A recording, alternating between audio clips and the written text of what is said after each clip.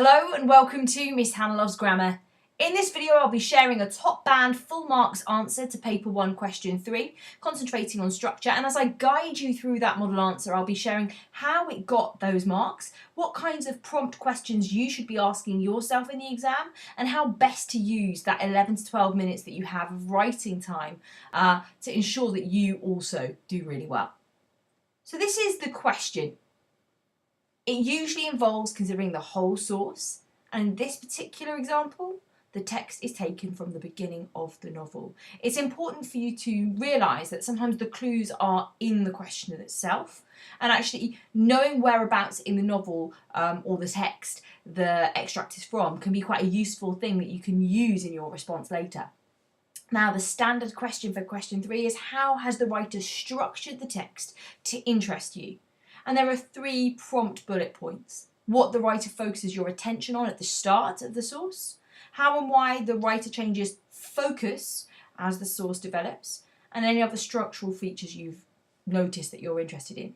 Now, those are important bullet points, but I think the kinds of questions you need to nail this response are even more nuanced. So how does the extract begin? What ideas are shown to you in the opening 2 paragraphs, and are they important as the extract develops? What themes or ideas keep coming up throughout the extract? In our extract anyway, how does tense contribute to the structural impact of the text? If there's a shift in tense, why has the writer done that? Do they want to show us a flashback? Do they want to take us forward? Well, why have they done that to us as readers, as well as doing that to the character who's moving tense in either their speech or their experience? Are there any pivotal moments or sentences that resonate with you as a reader? And ultimately, if you considered how it started, what's the impact by the end? Does the ending echo what you heard earlier or read earlier, or does it actually contradict what's gone before? I think it's important to carry these 5 questions with you as you go into your exam. And as I show you now on the next slide, the full marks answer, I definitely encourage you to hit pause. So this full marks answer is what I'll be guiding you through. If you want to have a quick read before you go any further to see whether you can spot why it got 8 out of 8, by all means do.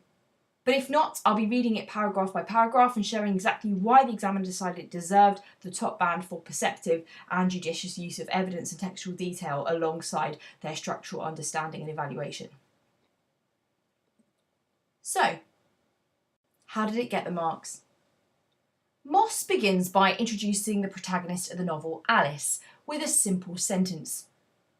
The use of the simple sentence with Alice as the subject means that the focus is solely on her, ensuring that the reader immediately identifies her as the main character. Now, instantly, I'm struck within the opening 2 sentences that this candidate is referring to sentence type, the sentence type that introduces the character, and how that can be tracked across the extract. That automatically sounds confident and assured, but more importantly, they know that it's a simple sentence and that the focus is always about focus and shifting focus with question 3. Those are the kinds of words we want to be using. We're almost seeing ourselves as a director, cinematographer, whatever you want to say it, who's tracking how things change. The focus is just on Alice, our main character, and it's about our reaction.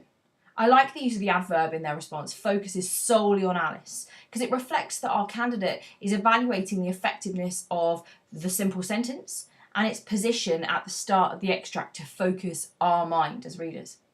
However, besides introducing Alice, the sentence tells us very little about anything. We don't know where Alice is, what she's doing, or the time. Now, at that point, there's nothing of note here.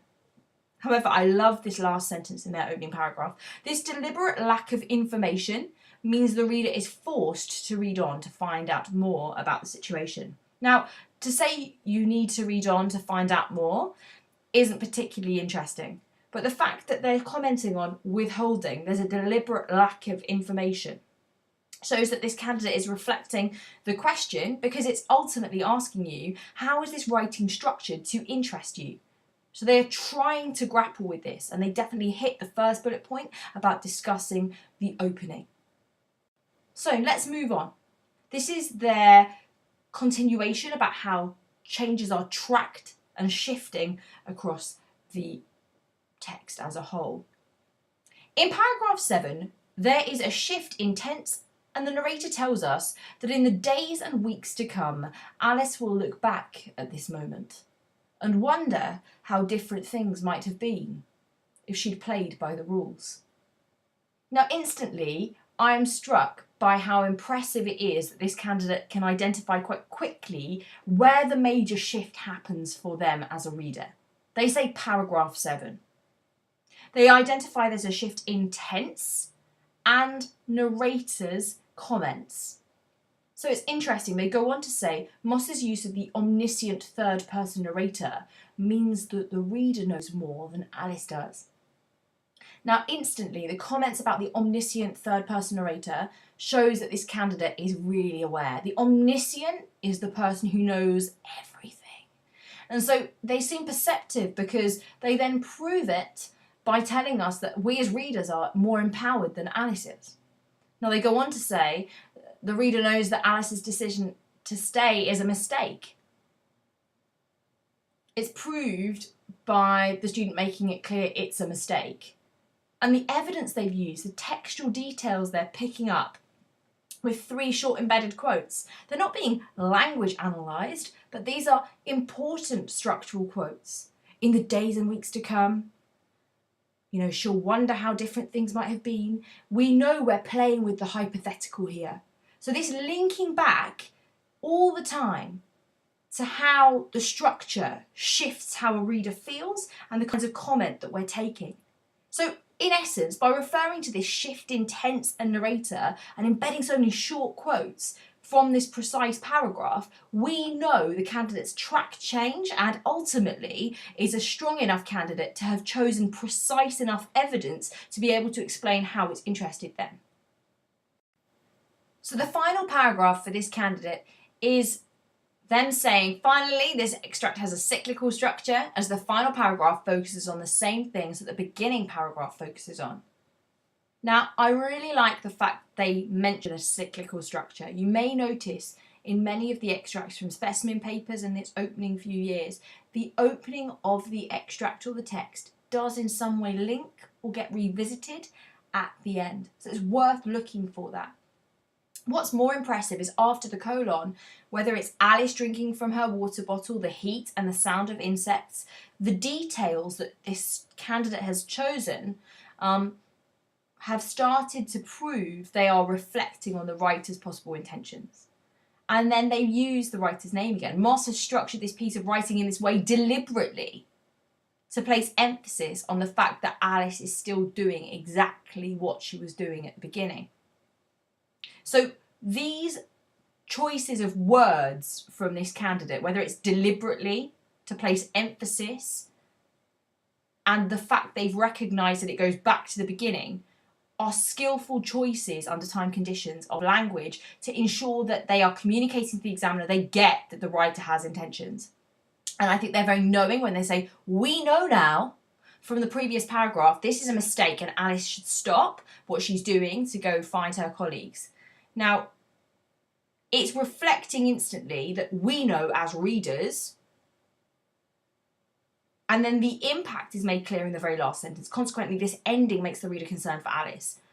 So they're reflecting the impact for us as readers, and then it's clear enough. The examiner's commentary is simple. The structural features that this candidate has used, whether it's the reference to a shift in focus, the use of the simple sentence in the opening, whether it's the cyclical structure or the omniscient narrator and the present tense, they use these structural features with precision and they don't need too much technical terminology. That's why it got top band. Let's end with my structural ideas of what you should look for in any text. Where are the shifts between different times and places? Do you see there's a combining of external actions and internal thoughts? I think it's worth looking at the positioning of key sentences, and if so, their impact on the text as a whole. What is the sentence type and what impact does it have on you as a reader? Then consider the end of the text. Are they revisiting the ideas or themes mentioned at the start? And ultimately, how does it make you feel as a reader? What has the writer definitely intentionally chosen to do? Best of luck!